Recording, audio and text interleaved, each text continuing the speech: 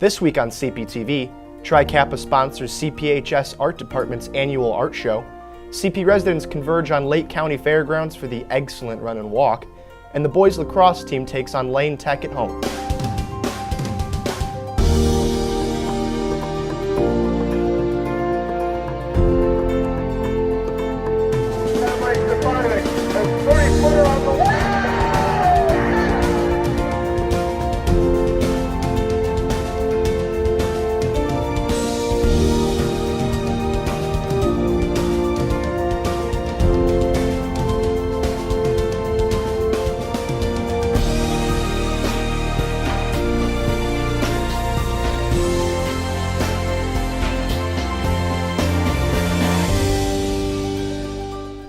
Hi, I'm Jack Gardner. And I'm Ashley Reed. Welcome to CPTV. Samantha Winters will be here with your 5-day weather forecast, and Reese Groppentine will bring us CP Sports highlights. Here's what's happening at Crown Point High School. Last week, Tri-Kappa of Munster sponsored their annual art show and award ceremony for CP art students. Tri-Kappa has long benefited the art department students and teachers through scholarships and recognition of their varied works. Tonight was a very eventful night. We had the Tri-Kappa Art Show. Tri-Kappa donates around $7,000 worth of prize money. We had a scholarship winner. We had Best of Show, who was Reagan Beckham. We had 5 patron awards, 5 honorable mention, and 10 merit awards. We had a really good turnout this year. I think it was probably our biggest turnout that we've had. Okay, I basically won Best in Show. They only picked 2 people out of everyone, so I don't know, I just feel really honored, I guess, right now. I wasn't really expecting it, so it was a nice surprise. This is my drawing. It's with charcoal. It's called Well Rounded, and I'm very proud of it, and I feel like I did a really good job, and I won first place for the Tri-Kappa Art Show. I had also did another painting. It was in watercolor, and it's called Faded Dreams, and I'm really excited about it all. And I plan to go to college for minoring in art, hopefully, and I got accepted to IUN recently, so I'm excited to start with that and see where it goes. The Biomed Students Club is working in conjunction with the American Heart Association and hosting their inaugural CPHS Heart Walk on April 28th from 5 to 8 p.m. at the track and football field. Funds raised will not only go to the American Heart Association, but will also benefit the Biomed and Code Red clubs by allowing them to introduce new educational experiences and opportunities. We are going to be partnering with the American Heart Association. This event will be April 28th this year. That's a Friday night from 5 to 8 p.m. here at Crown Point High School out on the football field. This event is the first of its kind. We are kind of the charter school that working with the American Heart Association. This event is big. Its goal is fundraising, education, awareness. We're raising money with our biomedical students. They are team captains, recruiting team members to help fundraise. So there will be activity stations, CPR training stations, educational booths. We will have food samples. We'll have our concession stand open. We will have Culver's there. Jamba Juice is going to be there. All kinds of neat stuff. I am participating in the Heart Walk for Reagan, and she has a congenital heart defect. So she was the first person who popped in my head when they said something about the Heart Walk. Reagan has a non-functioning mitral valve, and so she has been in for multiple open heart surgeries. And this month, actually, she is going in for a 4th open heart surgery. Reagan won't be able to walk because of her open heart coming up, but she's still a huge inspiration, and I'm so thankful for everyone who has donated. We have raised $1,000. We have more money to put in, but I'm just so happy with the outcome that we have all had. Additionally, the PLTW class will be hosting a Dine and Donate night at Buffalo Wild Wings tonight from 5 to 9 p.m. All proceeds raised will go toward the Heart Walk. Student Council will be hosting their annual dance marathon on Friday, May 12th from 5 to 11 p.m. in the cafeteria. Proceeds will go to support Ann and Robert H. Lurie Children's Hospital of Chicago. You can sign up to dance or simply donate. In addition to their dance marathon, Student Council will also be hosting a dodgeball tournament on Thursday, April 20th at 6 p.m. in the Fieldhouse. There's a $20 entry fee and a 6 to 8 player limit team. Each team will be required to register with their own unique theme. All proceeds will go towards the dance marathon. Registration for both events is during all lunch periods and in Mrs. Fano's room C114. For those of you who don't know, Dance Marathon is an event that Student Council is sponsoring currently, and there's registrations during all lunches. All of the money that we raise goes to Lurie Children's Hospital, and this year our goal is to raise $10,000. So at the event, there's going to be dancing, dodgeball, photo booth, and a ton of food, and just a few more other games. So I definitely recommend coming out, sign up during your lunches, and if you see these buckets in the hallway, donate in them. And another way that we're fundraising for the event is a dodgeball tournament that we're hosting on April 20th from 6 to 8 o'clock. And so you can sign up and register for that in room C114, and it's $20 a team, 6 to 8 members per team. So definitely come out. It's for a great cause, and I hope to see you there. One of the most politically polarizing topics of discussion this past year has been in regard to the Trump administration's plan to build a wall on the Mexican-American border. Here's CPTV's Haley Bramwell on how the possibility of a wall will affect the nation in our foreign relations with Mexico while getting students' opinions on the matter. America is a very diverse country, and by diverse I mean we're built on immigration. Immigration is the action of coming to live permanently in a foreign country. For example, when our founding fathers left Britain to find a better life and live permanently in the USA, President Trump wants to build a wall between the United States and Mexico to prevent illegal immigrants from coming into the United States. The president says his wall will cover 1,000 miles and natural obstacles will take care of the rest. Mr. Trump claims the total cost of the wall will be $10 to $12 billion. But estimates from fact checkers and engineers seem to be universally higher. Senate Majority Leader Mitch McConnell estimated it will cost between $12 and $15 billion as he addressed reporters at a Republican conference in Philadelphia. President Trump insisted that Mexico will pay. Mexican President Enrique Peña Nieto has been equally insistent that he will not. The wall is being built on the goal to prevent people from entering the country who are potential illegal citizens. The number of undocumented immigrants in the U.S. has dropped to 11 million compared to in 2010 when it was at 11.5 million. Approximately 5.8 million of those unauthorized immigrants were Mexican. The rest were a mixture of both Indian and Chinese immigrants. Last year, 1.4 million Mexicans were waiting for a legal work or immigration visa. Only 26,000 were made available. Boyd Campbell, a veteran immigration lawyer in Montgomery, said that the economy here, from my point of view, is that we complain about all the people here illegally, but we don't provide enough visas to enable them to come here legally. I asked a group of CPHS students their opinion on whether the president's wall will prevent illegal immigrants from entering our country and if they have any ideas on prohibiting undocumented immigrants from coming in. Personally, I don't think Trump's wall will work because, we have so many other deficits or whatever that we have to pay, national debt. We have to help with our education and our health care. No, it's not going to work. It's not going to work. Because, no matter how high he builds the wall, it's they're going to find a way to climb over it anyway. So it's pointless and it's a waste of money. And how long is that going to take? When is he talking about building this anyway? It's just not going to work. That's all I got to say. It's not going to work. I think it's stupid, and I think there should not be a wall, and everyone should just be equal and allowed to go wherever they want. I think Trump's wall, if he can build one successfully, will work, especially with the technology we have today. It's just finding a way to fund the wall because it's obvious Mexico is not paying for it. He's already, petitioned Congress to pay for the wall. I don't think the wall is going to prohibit illegal immigration just because, people could always come through the water. They can damage the wall, resulting in more financial loss for us. But I do, however, think that if we make the process more simple to go through, keep the security precautions, but make it easier to go through and more affordable, that would work. I don't really think it's going to work. I get, the whole immigration thing and, the illegal immigrants. But, I think it's just, the way he, puts it, it's kind of racist, how he's saying that he's trying to only keep out the immigrants. But I think he just doesn't like Mexicans, honestly. Regardless of if you believe the wall should be built or not, we all have our own opinions. But remember that fact will always prevail opinion. Republican or Democrat, we need to cooperate on a plan that will avail our undocumented immigrant obstacle. This has been Political Happening. For CPTV, I'm Haley Bramwell.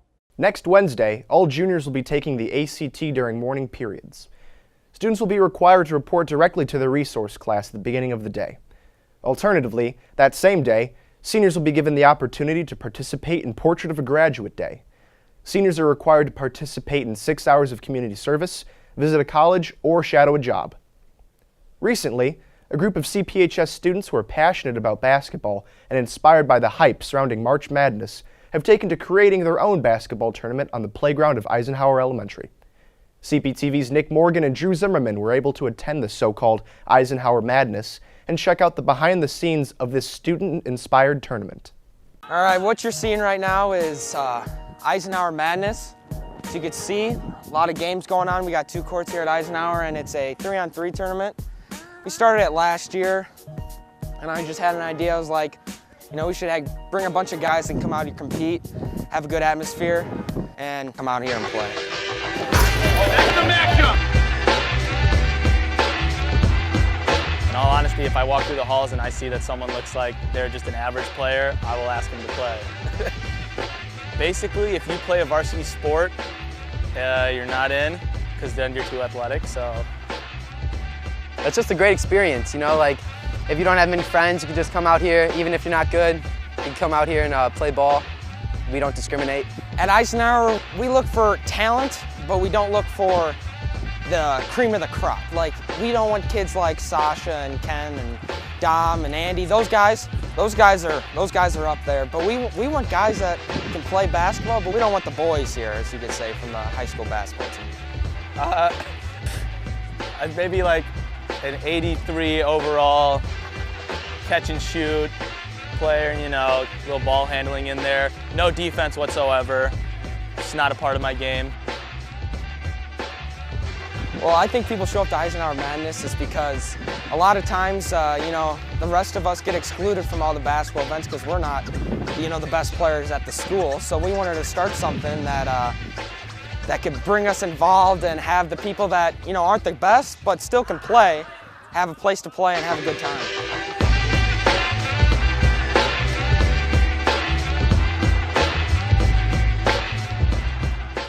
Throughout our lives, many of us have been fortunate to have an elder in our lives to help us on our path of life. Whether it be a grandparent or a family friend with our helpful advice or words of encouragement, elders in our lives are often there to help guide us. But do we often take these people for granted? Reese Groppentine recently took the opportunity to interview her grandmother and local Crown Point resident Joan Getz to see if she just might be missing something.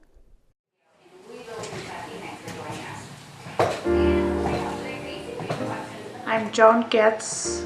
I'm 82 years old and I was born in 1934. I went through the time that people were just coming out of the Depression, and that was a hard time for them. If people think that there's few jobs now, at that time there was none hardly.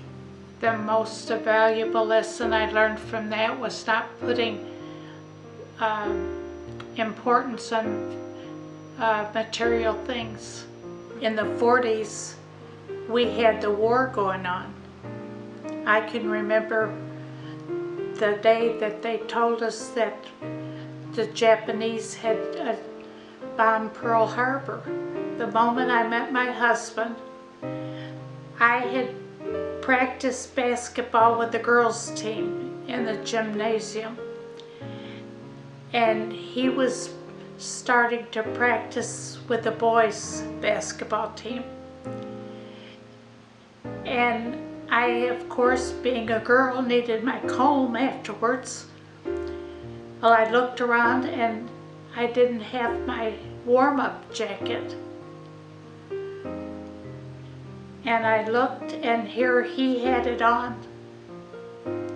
You just realize that things don't happen by coincidence, that it was meant to happen, because we were married 64 years. I think the most valuable things that I've learned has been the importance of family. They're the most comforting and the most valuable thing to me. The most valuable lessons that I've learned has probably been to appreciate life and family. I keep stressing the family, but they mean so much to me. As you get up older, you realize how short life is and how many things mean so much to you that you never realized when you were younger because you had children and jobs and things like that. This generation should talk more to their elders because we've seen a lot, been through a lot, and be able to tell you how the things were and that you could appreciate that. The advice I could give this generation is to be more kind and more thoughtful to people and to enjoy every day as if it was your last.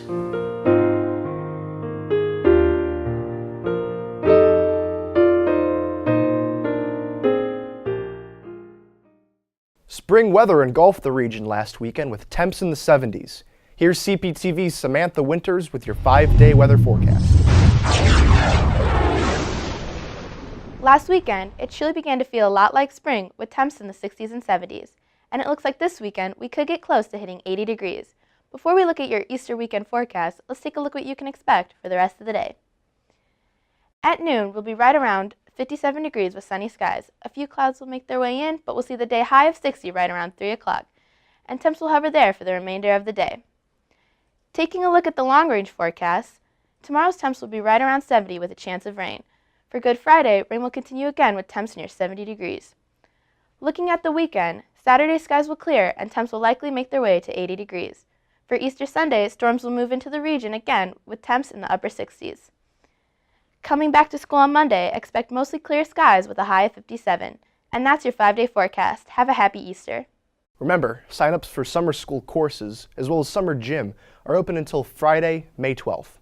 Be sure to email your guidance counselors for additional information on registration. FCA, or Fellowship of Christian Athletes, is hosting meetings every other Friday morning before school in the LGI. The focus of the group is centered around motivational scripture and how to apply them to competition. It's also an opportunity for all students to share their trials or problems in life, and club moderator, baseball coach and math teacher Steve Strayer, hopes it is a welcoming place to help students persevere. Last week, the boys lacrosse team kicked off their season with a victory against Lane Tech. Here's Reese Gropping team with your CP Sports highlights. As we head further into April, the spring sports teams are now picking up their respective seasons. The softball team's first home game of the year was this past Friday at home against Munster. This was a non-conference game that took place and ultimately concluded with a win for the Lady Bulldogs. Senior Mackenzie Dunlap and sophomore Brooke Manhattan scored 2 runs and 1 run respectively to get the girls the W overall 3-2. The girls' next game will be a home game tonight at 4:30 against LaPorte High School. The boys' baseball team recently attended the Lafayette Invite this past Saturday in Lafayette, Indiana. From this tournament, the boys took 1 win and 2 losses. The 2 losses were against Lafayette Jefferson High School and McCutcheon High School, and the win was against Harrison High School, and the score was 9-2. The boys' first home game will be tonight against Chesterton High School, starting at 4:30 as well. The Crown Point boys lacrosse team took the trip out to Lane Tech High School in Chicago this past Saturday. Brandon Phipps was a big part of this game, contributing 2 goals and 5 assists to bring the victory to the team. The final score of that game was a resounding 16-4. The next game for the boys will be tonight at South Bend Joseph at 8 p.m. Eastern Time. And that's it for this week in sports. Keep in mind that this Friday there is no school. Classes will resume on Monday, April 17th. Enjoy the 3-day weekend. CP residents converged on the fairgrounds last week for the excellent 5 to 10K runner walk. Eggs were scattered all over the fairgrounds with monetary prizes hidden inside. One egg was planted to surprise a participant with $100. What?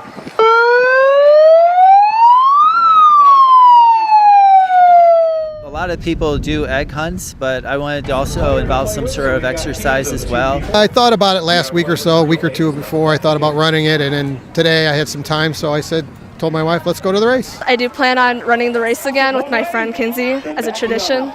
I mainly just came to the race to have fun, honestly, mainly just because I like running.